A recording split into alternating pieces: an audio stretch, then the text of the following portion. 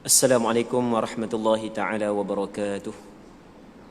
A'udzu billahi minasyaitonir rajim. Bismillahirrahmanirrahim. Alhamdulillahi rabbil alamin wassalatu wassalamu ala asyrafil anbiya'i wal mursalin sayyidina Muhammadin wa ala alihi wa sahbihi ajma'in. Allahumma rabbi shrah li sadri wa yassir li amri wahlul 'uqdatam min lisani yafqahu qawli. ولا حول ولا قوة إلا بالله العلي العظيم. اللهم انفعنا بما علمتنا وعلمنا ما ينفعنا وعلمنا ما جهلنا وذكرنا ما نسينا. اللهم يسر ولا تعسر رب تمم بالخير. اللهم افتح علينا فتوح العارفين وفقنا توفيق الصالحين. اللهم لا سهل إلا ما جعلته سهلا وأنت تجعل الحزن إذا شئت سهلا. InsyaAllah kita sambung balik pengajian kitab Bulughul Maram yang membincangkan tentang hadis-hadis Nabi sallallahu alaihi wasallam yang berkait dengan hukum hakam yang dikumpulkan dan dikarang oleh Al-Imam Al-Hafiz Ibnu Hajar Al-Asqalani rahimahullahu subhanahu wa ta'ala wa nafa'ana Allahu bi'ulumihi fid darain amin. Hadis yang ke-572 katanya wa an Jabirin radhiyallahu anhu qala Rasulullah sallallahu alaihi wasallam idza kaffana ahadukum akhahu falyuhsin kafanah. Ada riwayat yang kedua falyuhassin kafanah. Falyuhsin riwayat yang pertama, riwayat yang kedua falyuhassin kafanah. Rawahu Muslim. Maksudnya daripada Sayyidina Jabir radhiyallahu taala anhu katanya Rasulullah sallallahu alaihi wasallam pernah bersabda, apabila seorang di antara kamu mengkafani saudaranya, hendaklah dia mengkafaninya dengan baik. Hadis diriwayat oleh Imam Muslim. Muslimin muslimat yang dirahmati oleh Allah Subhanahu wa taala.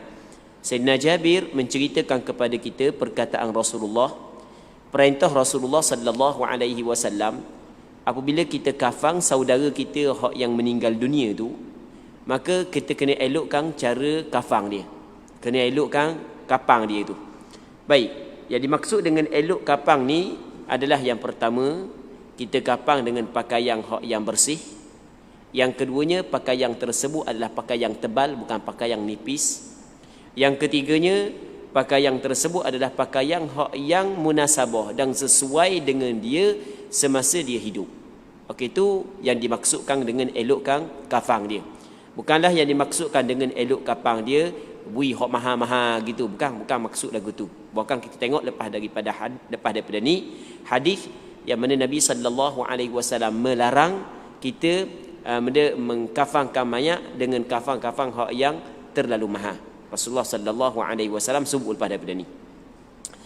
Muslimin muslimat yang dirahmati oleh Allah Subhanahu wa taala. Dia sebenarnya hadis ni dia ada cerita dia. Dia ada cerita dia. Panggil cerita dia dalam hadis ni tak sebutlah panjang lebar dalam kitab Bulughul Maram. Tapi sebenarnya hadis ni panjang lagi sebelum daripada dia. Jabir bin Abdullah menceritakan bahawasanya satu ketika Rasulullah sedang berkhutbah. Rasulullah berkhutbah. Dalam khutbah tersebut Rasulullah menyebut seorang sahabat dia, seorang lelaki daripada sahabat dia meninggal dunia. Dan sahabat dia tersebut ditanang di waktu malam. Dan kafan dia tidak mencukupi. Itu cerita dia. Kafan dia tidak mencukupi. Maksudnya kafan dia tidak mencukupi, maksudnya tidak tutup molek.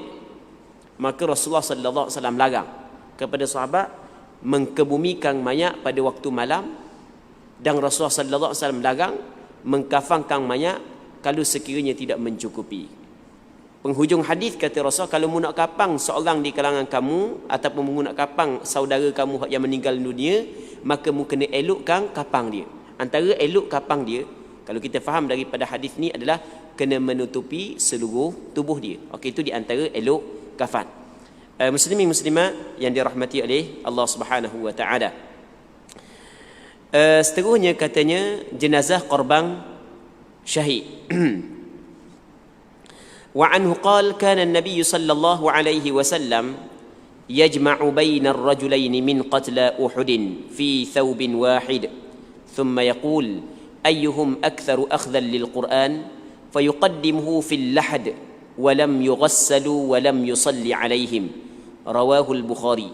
Maksudnya daripada Sayyidina Jabir bin Abdullah radhiyallahu taala anhuma, katanya Nabi sallallahu alaihi wasallam pernah menghimpun di antara jenazah dua orang lelaki yang gugur dalam peperangan Uhud dengan menggunakan satu pakaian. Kemudian Rasulullah sallallahu alaihi wasallam bertanya, siapa di antara mereka yang gugur itu paling banyak hafalan Qurannya? Maka baginda sallallahu alaihi wasallam memasukkannya lebih dahulu ke dalam liang lahat. Mereka tidak dimandikan dan tidak pula disolatkan. Muslimin muslimat yang dirahmati oleh Allah Subhanahu wa taala. Jadi hadis ni menceritakan kepada kita bahawasanya dalam peperangan Uhud, peperangan Uhud adalah satu peperangan yang berlaku di zaman Rasulullah, yang berlaku pada tahun yang ketiga daripada hijrah. Tak silap ingatlah. Yang mana dalam peperangan tersebut tidak kurang daripada 70 orang sahabat gugur syahid. Ramai sahabat gugur syahid. Orang yang gugur syahid wajib kena tanang di mana tempat dia mati. Tidak boleh nak bawa balik kampung, tak boleh. Jadi tanang situ lah.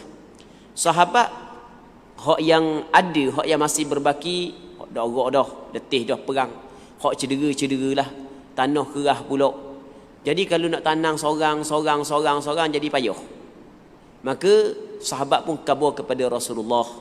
Payah nak tanang seorang. Sahabat habis dah tenaga perang.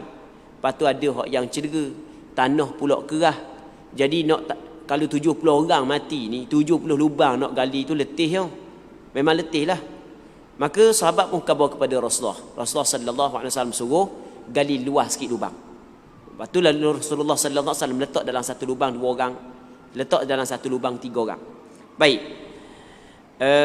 Muslimin muslimat yang dirahmati oleh Allah Subhanahu wa taala.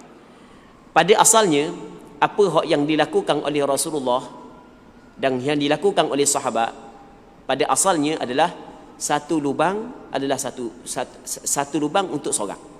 Sebab itulah kata ulama tidak dibolehkan. Hukum dia adalah tidak dibolehkan, haram seorang ataupun kita meletakkan dalam satu lubang 2 orang, tidak dibolehkan. Mesti satu lubang seorang. Hak tu asal. Asalnya satu lubang adalah seorang. Sehingga kan kalau dia suami isteri sekalipun tak boleh. Suami isteri. Suami isteri dia wasiat dah sebelum mati ayah dengan mak rasanya mati sekali kata dia. Dan memang betul mati sekali. Lepas tu pesan dah anak-anak pesan belaka ni dengar molek. Ayah mak kalau ayah mati tanang dengan mak kubur sekali. Sebab ayah sehidup semati dengan mak Contoh. Apabila mati tak boleh. Dia wasiat ni bukan semua boleh kita laksanakan. Dia kalau benda yang tidak berkait dengan maksiat, maka tak ada masalah, boleh kita laksanakan. Bukan kadang-kadang wajib kita laksanakan kalau benda tu tidak berkait dengan maksiat. Tapi kalau benda tu berkait dengan maksiat, benda yang dilarang oleh agama, maka tidak boleh kita laksanakan. Tak boleh kita laksanakan, tak boleh ikut. Kata Nabi sallallahu alaihi wasallam, la ta'ata li makhluqin fi ma'siyatil khaliq, atau kama qala. Tidak ada ketaatan kepada makhluk di dalam melakukan maksiat kepada Khaliq. Jadi tidak boleh ikut wasiat dia sebab benda itu adalah dilarang oleh agama. Jadi walaupun dia itu suami isteri, walaupun dia itu sebab anak dengan ibu, anak masih kecil sekali pun kena gali lubang lain-lain. Kena gali lubang lain-lain. Jadi satu lubang seorang, melainkan dalam keadaan darurah. Dalam keadaan darurah. Jadi dalam keadaan darurah dibolehkan kumpul dalam satu lubang 2 orang ataupun lebih daripada 2 orang. Dibolehkan ketika darurah. Jadi dalam peperangan Uhud ada darurah. Benda darurahnya, yang pertama sahabat saat itu ramai hak cedera. Yang keduanya sahabat hak yang tak cedera pun dah orok dah. Tak ada tenaga dah. Maksudnya dah letih dah duk perang ni.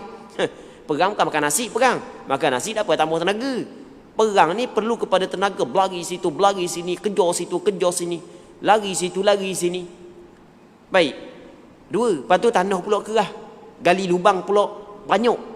Jadi dalam keadaan darurah maka dibolehkan. Baik. Jadi kesimpulan, asalnya apa yang diwajibkan adalah seorang orang mati, orang Islam mesti satu lubang. Orang Islam seorang mesti satu lubang. Tidak boleh satu lubang untuk lebih daripada 2 orang. Walaupun 2 orang mati saat itu ada hubungan kekeluargaan, walaupun suami isteri, walaupun ibu dengan anak, tak boleh. Melainkan dalam keadaan darurah. Dalam keadaan darurah tidak menjadi masalah dalam keadaan darurah. Sebagai contoh, macam yang pernah berlaku tsunami, ramai mana mati kan? Kalau nak gali selubang seorang letih letih. Okey, hak tu tak ada masalah, gali lubang luas-luas, lepas tu susung jenazah situ. Cuma kaedah penyusunan jenazah, ketika kita letak dalam satu lubang lebih daripada seorang, ada kaedahnya. Kaedahnya sebagaimana hak yang Rasul hajar.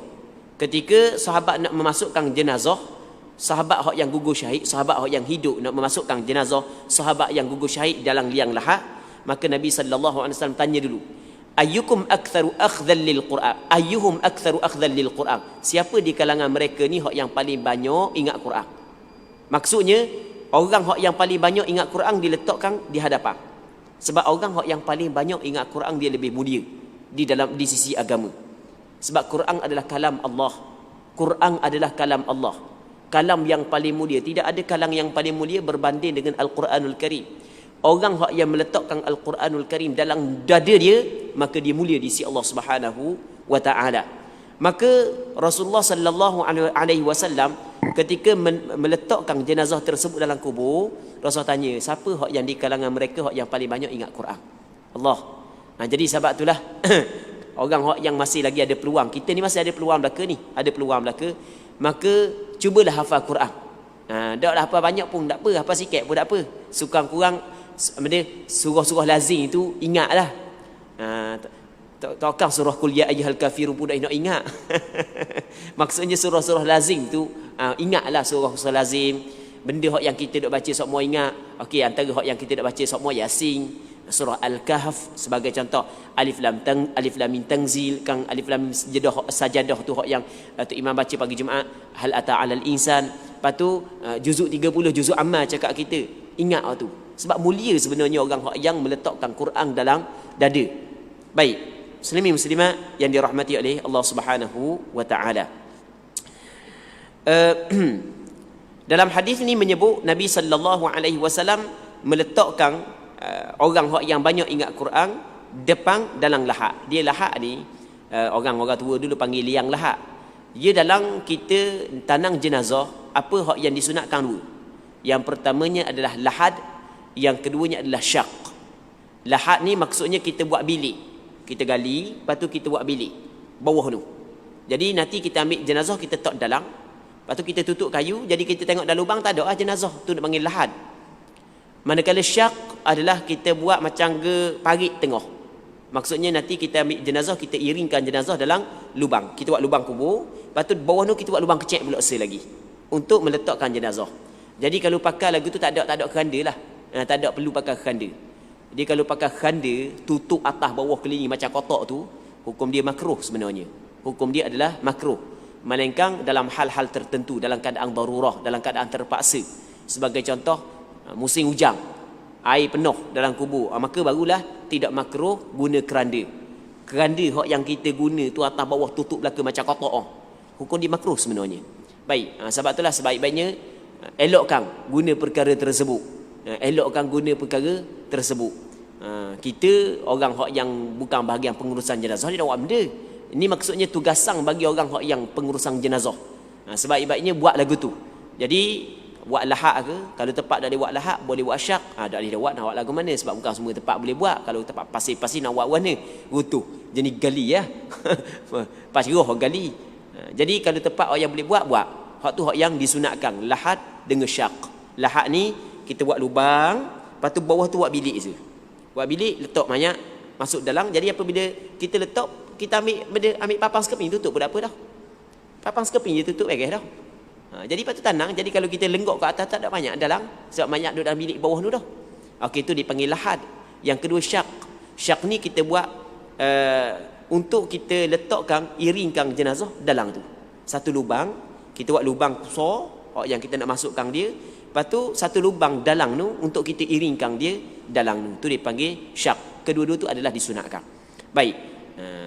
Kalau dah buat benda tu dah sunat lah, tapi bukanlah siapa ke haram, siapa ke dosa, tak siapa ke dosa. Cuma kita nak lah benda yang paling comel kan. Kita nak benda yang paling comel. Paling comel kita nak lah. Baik. Katanya, maka baginda sallallahu alaihi wasallam memasukkannya lebih dahulu ke dalam liang lahat. Mereka tidak dimandikan dan tidak pula disolatkan. Orang hak yang gugur dalam medan perang dipanggil syahidul ma'rakah. Orang yang gugur dalam medan perang menentang orang kafir, dikirakan gugur syahid. Orang tu orang yang dikirakan mati syahid. Mati syahid dunia akhirat. Kalau sekiranya niat dia, alhamdulillah niat dia molek. Tapi kalau niat dia tak molek, syahid dunia je lah. Maksudnya hukum dunia kita kena laksanakan sebagai orang mana orang mati syahid ya. Maksudnya semayang tak boleh mandi dia, tak boleh semayang dia. Kena tanang gitu. Kapang wajib kena kapang. Wajib kena kapang. Maksudnya kapang dengan baju-baju dia gitu lah.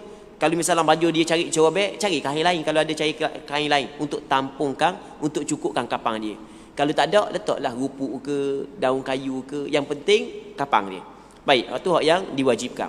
Manakala mandi dengan semayang tak boleh, tidak diwajibkan. Bahkan dalam mazhab Imam Syafi'i adalah tidak boleh. Pandangan bukan mazhab Imam Syafi'i saja, bahkan pandangan majoriti ulama kata tidak boleh kita semayang orang hak yang mati dalam peperangan menentang orang kafir. Semayang mandi tak boleh. Tanang dengan keadaan darah dia. Sebab sebenarnya pada hakikatnya dia hidup di sisi Allah Subhanahu wa taala. Wa la tahsabanna alladhina qutilu fi sabilillahi amwata bal ahya'un 'inda rabbihim yurzaqun. Jangan sangka orang hak yang mati gugur syahid saat ni tu dia mati, jangan sangka lagu tu. Bahkan dia hidup di sisi Allah Subhanahu wa taala, tapi kita tidak mengetahui. Baik. Jadi tak boleh mandi dan tak boleh semayang. Jadi pada asalnya setiap orang Islam yang meninggal dunia wajib orang hidup kena buat beberapa perkara. Yang pertamanya adalah kena mandi. Yang keduanya adalah kena semayang. Kena kapang. Yang ketiganya adalah semayang. Yang keempatnya adalah tanam. Tapi kalau orang syahid tak boleh tak boleh mandi. Lepas tu wajib kapang. Benda semayang tak boleh, wajib tanam. Jadi hanya dua perkara je yang diwajibkan. Kapang dengan tanam. Manakala mandi dengan semayang tidak dibolehkan. Baik. Dia syahid, dia banyak lagi syahid. Antara syahid yang disebut Nabi sallallahu alaihi wasallam adalah al-mabtun, an-nufasa, disebut oleh Rasulullah. Mabtun ni maksudnya orang mati kerana sakit perut. Orang yang mati kerana wabak ta'un, itu disebut oleh Rasulullah. Orang yang mati kerana bersalin, perempuan mati kerana bersalin, juga termasuk dalam syahid. Orang yang dibunuh kerana mempertahankan harta dia, man qutila duna malihi fahuwa syahid. Kata Rasulullah, siapa yang dibunuh untuk mempertahankan harta dia, maka dia adalah syahid. Cuma syahid tersebut adalah syahid akhirat, bukan syahid dunia. Bukan syahid dunia akhirat, syahid akhirat. Dia syahid akhirat menurut pandangan majoriti ulama, termasuklah pandangan mu'tamad mazhab Imam Syafi'i, kita kena buat seperti orang biasa. Orang puang, dia bersaling, dia mati kerana bersaling, maka dia mati syahid. Dapat pahala syahid, besar pahala tau. Lepas tu adakah kita tak boleh mandi dia, tak boleh semayang dia? Tak. Mesti kena mandi, mesti kena semayang, buat macam orang biasa. Cuma dia dapat dinamakan dia syahid saat itu kerana dia dapat pahala orang mati syahid. Sama juga orang yang mati kerana sakit perut, orang yang mati kerana kena penyakit ta'un, orang yang mati contoh kena penyakit zaman kita ni COVID-19 sebagai contoh kan. InsyaAllah kita mengharapkan dia dapat ganjaran pahala mati syahid. Tetapi dalam segi pengurusan jenazah dia mesti kena buat sebagaimana orang yang biasa. Muslimin muslimat yang dirahmati oleh Allah Subhanahu wa taala. Selagi golongan yang tidak perlu mandi dan tak perlu semayang adalah, ni kita bincang jugalah, kita kena bincang juga sikit masalah ni. Orang yang tidak perlu kita mandi, orang yang tidak perlu kita sembahyang, antaranya adalah keguguran. Jadi seorang perempuan mengalami keguguran, yang mana anak tersebut tidak sampai lagi usia 4 bulan. Okey, tidak sampai usia 4 bulan. Dan tidak ada tidak masih belum lagi berbentuk lembaga manusia. Maka tidak wajib tidak wajib mandi, tidak wajib kapang, tidak wajib sembahyang, tidak wajib tanang. Sunat je buat. Tanang dengan letak dalam kain, hukum dia sunat. Kalau sekiranya tidak ada lembaga manusia lagi, contoh baru 2 minggu, ada dalam besar ni, kecek je, seketul daging je ataupun seketul darah je, maka tak perlu tak perlu mandi, tak perlu kapang, tak perlu semayang, tak perlu tanang. Maksud tak perlu di sini tak wajib. Tak wajib melakukan hal tersebut. Cuma hukum bungkuh dalam kain dan tanang, hukum dia sunat sahaja. Okey jelas ulang sekali lagi. Jadi sekarang ni kanak-kanak keguguran, katakanlah mak dia tu mengandung 2 minggu ataupun 3 minggu sebagai contoh. Jadi baru seketul daging sebagai contoh, seketul darah baru, seketul daging. Adakah wajib kita kena buat dia seperti orang dewasa? Tidak. Bukan hanya hak yang disunatkan adalah tanang sahaja. Hak yang disunatkan letak dalam kain, kalau sekiranya ada tak daging, letak dalam kain, tanang. Hak tu hak yang disunatkan. Semayang tak boleh. Mana boleh nak sembahyang di atas benda seketul daging ataupun seketul darah, hak yang bukan manusia, tak boleh lagi. Baik, maksud tak boleh ni haramlah sembahyang. Itu mengikut pandangan hak yang disepakati oleh ulama, haram sembahyang kalau hanya baru 2 minggu ataupun 3 minggu. Tapi kalau sekiranya keguguran saat ni tu sudah ada bentuk dah, maksudnya nampak ada bentuk manusia, ada tangan, ada kaki, ada kepala, apa semua sekali, cukup lengkap dah, maka ulama kata kena tengok masa tubik saat ni tu ada tak tanda-tanda hidup. Kalau ada tanda-tanda hidup, maka kena buat seperti orang dewasa. Tanda-tanda hidup sama ada dengan bertempik, menangis, dalam bahasa Arab dipanggil istihlal, istahal, menangis, melolong, tepik, lepas tu senyap, maka wajib kena buat seperti orang dewasa. Kalau dok nangis, dok tepik, tapi ada tanda hidup, dia kira masa keluar, ada tanda hidup, contoh gerok, gelepor, tengok ketor, lepas tu senyap, maka menurut pandangan mu'tamad dalam mazhab Imam Syafi'i juga mesti kena buat seperti orang dewasa. Jadi pendek kata, kalau misalnya keguguran tu masa tubik tu ada tanda-tanda hidup, mesti kena buat seperti orang dewasa. Tapi kalau tak ada tanda-tanda hidup, dan dia belum lagi mencapai usia 4 bulan, tidak mencapai usia 6 bulan, tak ada tanda-tanda hidup masa keluar, dan tidak mencapai usia 6 bulan, tapi selepas daripada 4 bulan, hak tu berlaku khilaf. Ada khilaf di kalangan ulama. Ada setengah ulama kata mesti kena buat seperti orang dewasa dah. Ada setengah ulama kata tak boleh buat seperti orang dewasa. Sebab dia tidak ada tanda-tanda hidup. Baik, tapi kalau sampai usia 6 bulan, maka mesti kena buat seperti orang dewasa atas pandangan sebahagian daripada ulama, kerana sekurang-kurang mengandung adalah 6 bulan. Okey, sekali lagi kita buat kesimpulan masalah keguguran. Yang pertama, mesti kena buat seperti orang dewasa. Kalau sekiranya masa dia keluar saat ni tu, masa dia keluar ada tanda-tanda hidup. Apabila ada tanda-tanda hidup masa dia keluar, mesti kena buat dia seperti orang dewasa. Cuma masa kita sembahyang, kita doalah untuk kedua ibu bapa dia. Semoga Allah Subhanahu Wa Taala mengampunkan kedua ibu bapa dia. Hal tu disebut dalam hadis. Kita doa kepada untuk kedua ibu bapa dia. Sebab dia sekarang ni mana melakukan dosa kan. Sebab pakai tubik tu mati lalu dah. Baik, jadi kita minta Allah Subhanahu Wa Taala ampunkan kedua ibu bapa dia. Baik. Jadi kalau ada tanda-tanda hidup. Kalau dia keluar, tak ada tanda-tanda hidup, tapi umur dia, usia dia sudah mencukupi 6 bulan.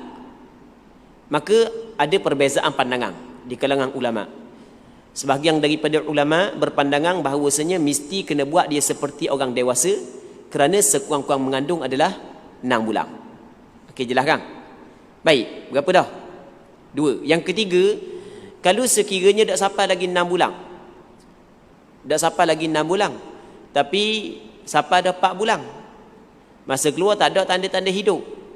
Lembaga manusia dia maksudnya ada dah, bentuk dia bentuk manusia ada dah. Maka ketika tu mengikut pandangan mazhab Imam Syafi'i, apa hak yang diwajibkan hanya 2 sahaja. Yang pertamanya adalah kapang, yang keduanya adalah tanam. Hak tu hak yang diwajibkan. Mana kesemayang tak boleh. Baik, kalau sekiranya dah sampai usia 4 bulan, memang tak ada lagi lembaga manusia, tak ada lagi. Sebagai contoh kan, umur baru 3 minggu, 4 minggu, tiba-tiba keguguran, maka tidak wajib dilakukan 4 perkara. Hanya sunat saja, buku dalam kain, tanam. Baik, Muslimin muslimat yang dirahmati oleh Allah Subhanahu Wa Taala. Akan datang insya-Allah sampai tepat kita akan jumpa hadis yang membincangkan perkara ini. Cuma untuk malam ni oleh kerana ada kait dengan masalah tidak sembahyang, tidak mandi, kita sebut lalu. Wa an Ali radhiyallahu ta'ala anhu qala sami'tu an-nabiy sallallahu alaihi wasallam yaqul la tughallu fil kafan fa innahu yaslubu sari'a. Maksudnya daripada Sayyidina Ali radhiyallahu ta'ala anhu katanya, aku pernah mendengar Nabi sallallahu alaihi wasallam bersabda, jangan kamu berlebih-lebihan dalam menggunakan kafang, kerana kafang itu kerana sesungguhnya kafang itu cepat rosak. Jadi dalam masalah mengkafang si mati jangan berlebih-lebihan. Yang comel-comel itu orang yang hidup lebih layak, bukan orang mati. Sebab orang mati ni dia akan rosak kafang tersebut. Jadi yang mahal-mahal saat itu we orang hidup lah. Tak perlulah buat kafang kepada si mati. Sebab itulah kata ulama, kalau berlebih-lebihan dalam mengkafangkan si mati, hukum dia adalah makruh. Tapi kalau sekiranya sampai kepada pembaziran, bukan setakat makruh lah, bahkan hukum dia adalah haram. Sampai ke puluhan ribu kapang dia. Dah lalu gitu. Dah lalu. Baik, muslimin muslimat yang dirahmati oleh Allah Subhanahu Wa Taala.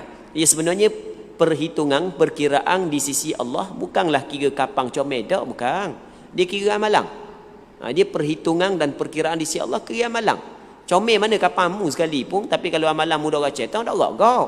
Dia kira amalan kan. Yauma la yanfa'u malun wala banun illa man atallaha biqalbin salim. Pada hari yang tidak memberi manfaat harta benda, anak pinak, melainkan mereka yang datang berjumpa dengan Allah membawa hati yang selamat. Baik. Jadi hak yang mahal-mahal saat ni tu sesuai untuk orang hidup. Mana orang mati saat ni tu beri hak yang biasa, bukan beri hak yang maksudnya hak yang buruk-buruk. Hak lak kaki dapur tu kapang dia tu tak boleh. Sebab apa? Sebab kita baca dah kan hadis sebelum ni, kata Nabi sallallahu alaihi wasallam, idza kaffana ahadukum akhahu falyuhassin kafanah. Mesti kena elokkan kafang dia. Jadi bagi kafang kepada dia sesuai dengan pakaian yang dia pakai di atas dunia. Kelas mana dia pakai? Sesuai dengan pakaian dia. Baik. Hadis ini diriwayat oleh Imam Abu Daud. Seterusnya katanya, wa an Aisyah radhiyallahu anha anna an-nabiy sallallahu alaihi wasallam qala laha law mutti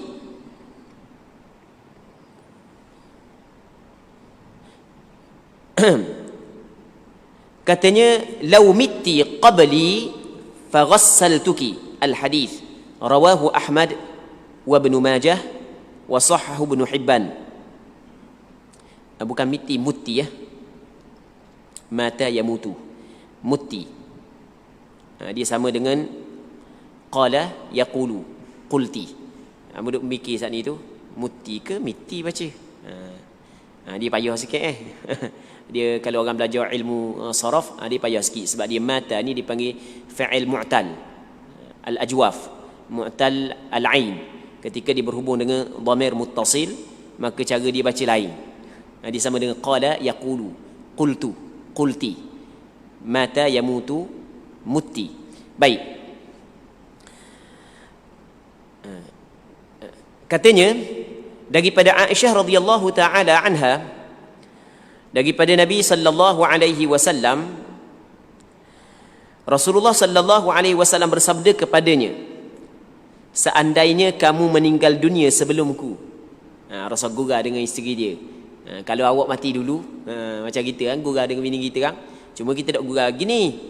Jadi ni Rasul gini, seandainya kamu meninggal dunia sebelumku, tentulah aku yang akan memandi kamu. Kita bukan gurau gini, kita gurau lain. Kalau awak mati dulu, saya nikah lalu. Kita gitu.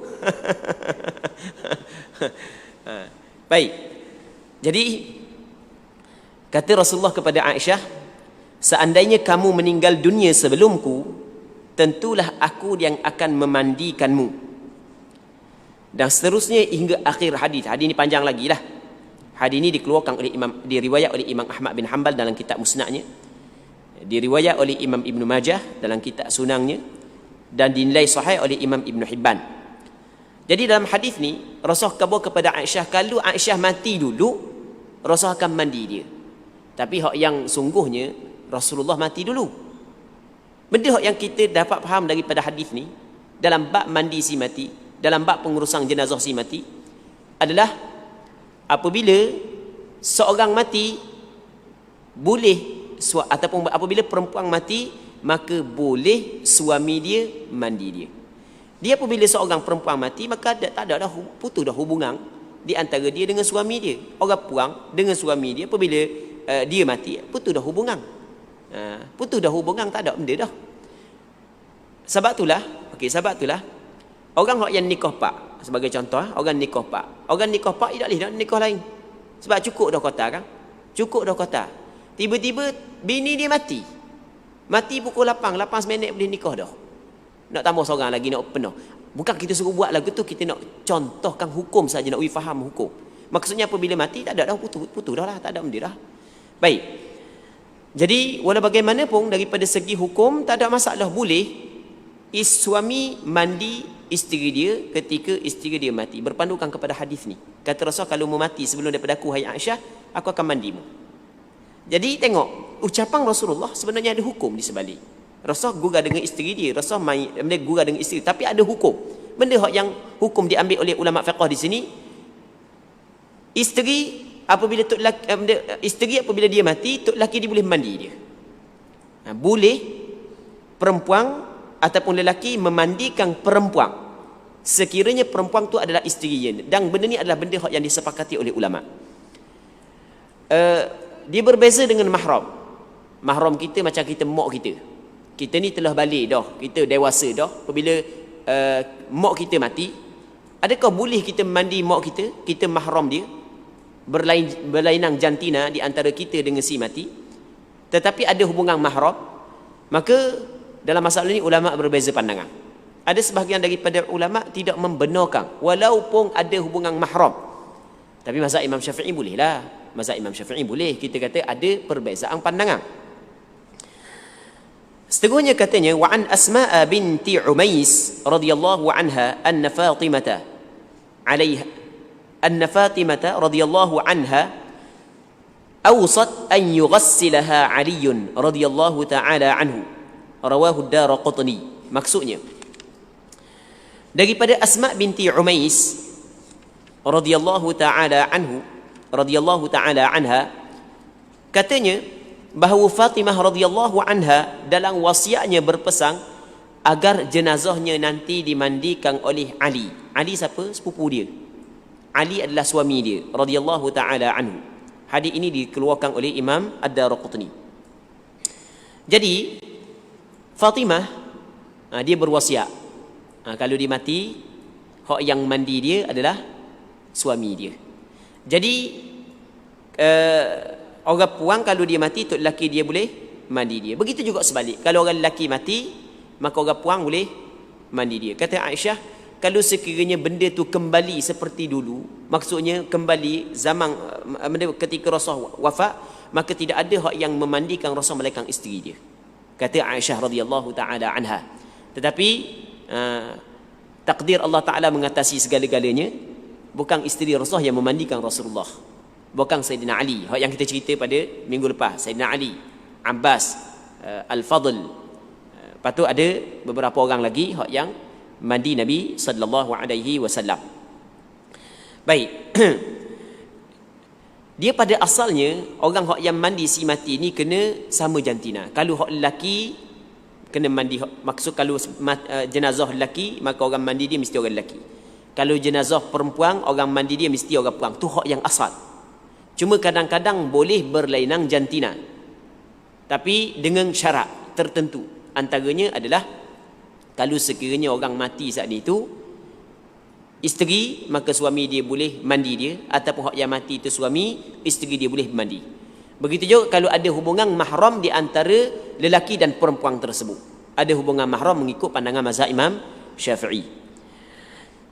Seterusnya katanya wa an Buraidah radhiyallahu anhu fi qissatil Ghamidiyah التي أمر النبي صلى الله عليه وسلم برجمها في الزنا قال ثم أمر بها فصلي عليها ودفنت رواه مسلم. Daripada Buraidah radhiyallahu anhu menceritakan tentang kisah seorang perempuan wanita Bani Ghamid yang diperintahkan oleh Nabi sallallahu alaihi wasallam untuk dihukum rejam kerana berzina. Kemudian Nabi sallallahu alaihi wasallam memerintahkan agar jenazahnya dimandikan dan baginda menyolatkannya. Lalu jenazahnya dikuburkan. Baik. Hadis ni diriwayat oleh Imam Muslim. Hadis yang diriwayat oleh Imam Muslim adalah hadis sahih. Tak perlu kita tanya dah, hadis ni sahih ke tak? Sebab hadis riwayat Imam Muslim dalam kitab sahihnya. Hadis ni sahih. Baik. Cerita dia lagu mana? Buraidah menceritakan bahawasanya ada seorang perempuan daripada Al-Ghamidiyah, perempuan yang dikenali sebagai perempuan Al-Ghamidiyah, yang dilaksanakan hukum hudud ke atasnya, direjam sampai mati. Jadi lepas daripada dia direjam sampai mati, maka Rasulullah sallallahu alaihi wasallam memerintahkan supaya pakat semayang kepada dia, patut pakat tanam. Baik, muslimin muslimat yang dirahmati oleh Allah Subhanahu wa taala. Sebab dia direjam sampai mati kerana dia berzina sedangkan dia telah berkahwin. Dia berzina sedangkan dia telah berkahwin. Berzina adalah perkara yang amat-amat dilarang oleh agama. Sehingga kan agama ketika dia melarang zina, tidak khabar wala taznu, tidak khabar gitu. Dalam Quran Allah Taala dah kata mu jangan berzina tau. Allah Taala kata lagu mana? Wala taqrabuz zina. Mu jangan menghampiri zina. Maksudnya bukan setakat zina diharamkan, bukan segala perkara-perkara yang boleh mendekatkan kamu kepada zina juga diharamkan. Dituntut kepada lelaki kena merendahkan pandangan daripada melihat perempuan. Dituntut kepada perempuan kena merendahkan pandangan daripada melihat lelaki. Diwajibkan kepada lelaki menutup aurat, diwajibkan kepada perempuan menutup aurat. Itu perkara-perkara hak yang dituntut di dalam agama kita. Jadi zina adalah perkara yang dilarang di dalam agama kita. Allah Subhanahu wa taala melarang, bukan agama kita saja, bukan setiap agama samawi melarang perbuatan zina. Agama yang diturunkan oleh Allah Subhanahu wa taala daripada langit semuanya adalah melarang perbuatan zina. Baik, zina adalah dosa yang cukup besar. Dosa yang cukup besar. Dan di antara alamat kiamat adalah tersebarnya berzina di semerata tempat. Allahu Rabbi. Di zaman kita, di antara zaman fitnah, zaman yang cukup teruk dalam masalah dosa berzina. Semoga Allah Subhanahu wa taala menyelamatkan kita dan keluarga kita. Baik, apabila seorang tu berzina, maka dia telah melakukan dosa besar. Wajib dia kena bertaubat kepada Allah. Kalau sekiranya dia tidak bertaubat dan Allah Subhanahu wa taala tidak mengampunkan dosa dia, maka tempat dia adalah neraka Allah Subhanahu wa taala. Kalau dia tidak bertaubat dan serta Allah Taala tidak mengampung dosa. Sebab ada juga orang yang tidak bertaubat tapi Allah Taala mengampung dosa dia. Ada juga. Baik, kalau sekiranya dia tidak bertaubat dan Allah Taala tidak mengampung dosa dia, maka tempat dia adalah neraka Allah Subhanahu wa taala. Maka kena jaga perkara-perkara tersebut. Dia dosa besar. Orang yang melakukan perkara tersebut wajib dia kena bertaubat. Banyak mana pun dosa dia, Wajib dia kena bertaubat. Pintu taubat Allah Ta'ala sentiasa terbuka untuk dia. Cuma dalam pelaksanaan hukum hudud, dalam Islam dia ada hukum yang dikenali sebagai hukum hudud, yang disebut dalam Al-Quran, disebut di dalam hadis. Tidak ada hukum yang paling mujarrab melainkan hukum yang ditetapkan oleh Allah Subhanahu wa Ta'ala. Hukum yang diciptakan oleh manusia semuanya tidak memberi kesan. Allah Ta'ala yang menciptakan kita, dia mengetahui penawar yang dapat menyembuh penyakit yang ada dalam masyarakat kita. Jadi kalau kita cari penawar yang selain daripada penawar yang ditetapkan oleh Allah, maka kita tidak dapat membanteras dosa-dosa tersebut. Tidak kita dapat membanteras penyakit-penyakit tersebut. Jadi penawar yang paling sesuai adalah penawar yang ditetapkan oleh Allah Subhanahu wa Ta'ala. Apa yang ditetapkan oleh Allah Subhanahu wa Ta'ala adalah orang yang berzina, kalau sekiranya dia belum lagi berkahwin, maka hukuman dia adalah kena rotang sebanyak 100 rotang. Az-zaniyatu waz-zani fajlidu kulla wahidin minhuma mi'ata jaldah. Kena rotang sebanyak 100 kali rotang. Baik, tapi kalau dia saat itu telah berkahwin, maka bukan rotang dah, kena rejam sampai mati. Itu penawar dia. Lagu mana maksud rejam sampai mati ni? Maksud rejam sampai mati adalah ambil batu, tak boleh besar sangat, tak boleh kecil sangat, letak dia pada satu tempat, ikat ataupun tanang, katok. Sampai ke mati. Allah, kita tengok macam zalimnya. Tidak zalim. Kerana itu adalah perintah daripada Allah Subhanahu wa Ta'ala. Kalau tidak, tidak akan berkesudahan penyakit dalam masyarakat kalau sekiranya kita tidak mengambil penawar yang ditetapkan oleh Allah Subhanahu wa Ta'ala. Jadi dipendekkan cerita, apa sebenarnya nak sebut lagi, biarlah kita ambil dalam masa 2 minit lagi, kita sebut lagi. Cuma orang yang pernah melakukan hal tersebut, yang lebih afdal bagi dia adalah dia menyembunyikan. Maksudnya dia tutup, tak payah khabar kepada orang. Lepas tu dia terus bertaubat kepada Allah Subhanahu wa Ta'ala. Hak tu yang lebih afdal. Bagi orang yang telah melakukan hal tersebut, yang paling afdal bagi dia, dia tutupkan, tak payah cerita kepada siapa, tak payah buat pengakuan. Lepas tu dia terus bertaubat kepada Allah dengan taubat nasuha. Baik. Sabit kesalahan zina dengan salah satu daripada 2 perkara. Yang pertamanya adalah apabila dia saat itu melakukan perbuatan tersebut sedangkan disaksi oleh 4 orang lelaki yang adil, dan benda tu tidak pernah terjadi dalam sejarah. Sebab orang lelaki yang adil tu kena tengok, masuk molek kena tengok. Allah payah kalau buat dalam hotel ke buat dalam rumah, mana nak nampak, kena buat tepi jalan. Dah orang yang ada akal, mana nak buat tepi jalan. Jadi sebab tu dalam sejarah tidak ada pelaksanaan hukum hudud kepada orang yang berzina kerana ada 4 orang saksi yang menyaksi di atas perbuatan tersebut. Okey, itu yang pertama. Yang keduanya adalah iqrar, pengakuan daripada dia. Dia mengaku. Bila dia mengaku, maka sabit kesalahan. Perempuan ni dia mengaku. Dia ada 2 orang yang mengaku di zaman Rasulullah. Yang pertamanya adalah perempuan Al-Ghamidiyah. Yang keduanya adalah nama dia Ma'iz, seorang lelaki dan seorang perempuan. Kedua-duanya dijatuhkan hukuman rejam sampai mati. Baik. Selepas daripada mati, perempuan ni Rasulullah sallallahu alaihi wasallam suruh sembahyang, suruh tanam. Dan ada dalam riwayat menyebut ketika Khalid bin Walid tagur batu tu ngecik darah, Khalid bin Walid maki, Rasul larang. Rasul kata sekiranya dibahagikan taubat yang dilakukan oleh perempuan ini, maka cukup Allah Ta'ala terima walaupun sahibu maks, walaupun orang saat itu mengambil harta orang secara zalim. Orang tu mengambil harta orang secara zalim, tapi kalau dia bertaubat sebagaimana taubat perempuan ni, nescaya Allah Subhanahu Wa Ta'ala ampun. Cuba tengok, dia sanggup menerima hukuman kerana bertaubat kepada Allah Subhanahu wa Ta'ala. Sanggup dia korbankan nyawa dia demi untuk melihat dosa dia diampun oleh Allah Subhanahu wa Ta'ala. Padahal kalau dia senyap, dia sembunyi, dia tidak mengaku, cukup dia bertaubat kepada Allah Subhanahu wa Ta'ala. Jadi orang puang yang berzina kalau dijatuhkan hukuman rejam sampai mati, tetap diwajibkan kepada kita orang yang hidup melakukan dia seperti orang biasa. Mesti kita kena mandi dia, kena kapang dia, kena semayang atas dia, lepas tu kena tanang dia. Baik. Jadi untuk malam ni kita kena berhenti sini dulu.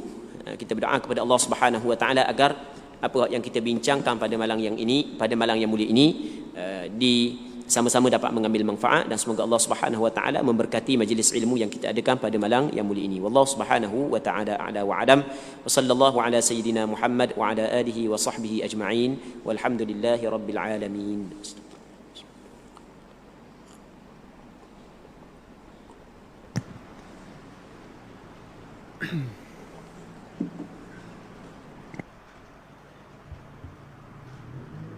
الله أكبر الله أكبر الله أكبر الله أكبر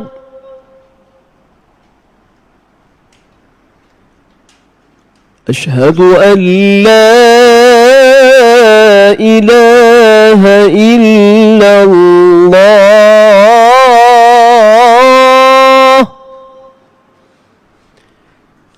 أشهد أن لا إله إلا الله أشهد أن محمدا رسول الله أشهد أن محمدا رسول الله حي على الصلاة